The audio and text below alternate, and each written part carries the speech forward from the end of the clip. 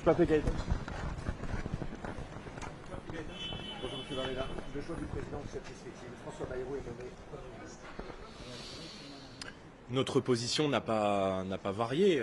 Si M. Bayrou souhaite durer, alors il doit très rapidement recevoir l'ensemble des formations politiques, écouter les exigences des uns et des autres et pouvoir remettre tout le monde autour de la table dans le cadre de la discussion budgétaire. Moi, j'appelle surtout le nouveau Premier ministre à ne pas être le prête-nom du macronisme, parce que les Français se sont exprimés très nombreux dans les urnes l'été dernier pour aspirer au changement, à une rupture raisonnable mais ferme avec la politique du président de la République. Et dans l'état actuel des choses, dans l'état actuel du Parlement, la continuité de la politique du pays ne peut plus être celle d'Emmanuel Macron.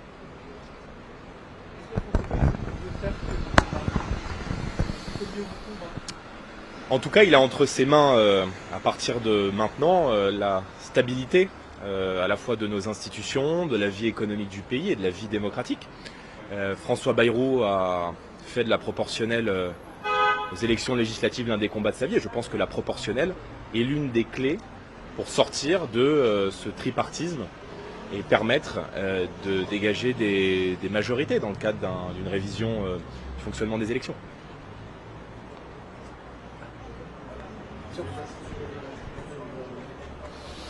Nous avons été très clairs, il n'y aura pas de censure a priori.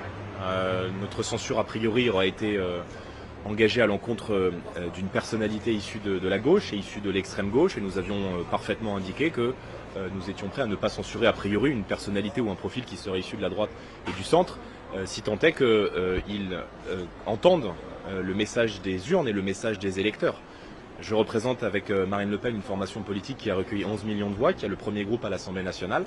Et donc nous souhaitons pouvoir faire connaître très rapidement à la fois nos lignes rouges et les inquiétudes qui sont celles des millions d'électeurs qui ont voté pour nous sur le pouvoir d'achat, les difficultés à boucler les fins de mois et évidemment le rétablissement de l'ordre et de la sécurité dans le pays.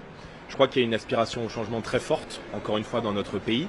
Et la politique qui va être menée ne peut plus être celle d'Emmanuel Macron. Or, c'est précisément la voie sur laquelle était engagé Michel Barnier. Donc, la balle est désormais entre les mains de François Bayrou. Quelles sont les lignes rouges ? Nos lignes rouges, elles demeurent, elles n'ont pas varié.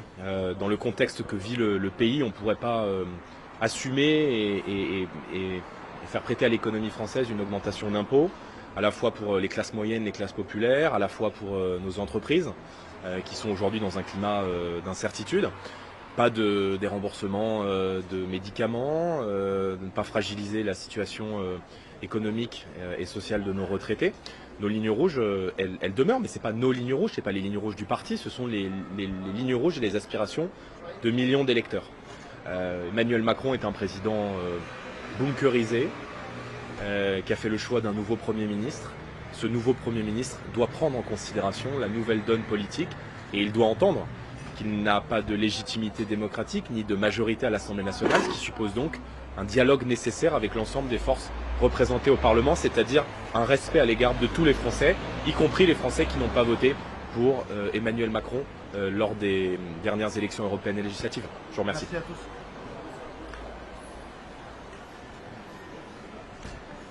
Bonne journée, bon courage à vous. Merci. Merci.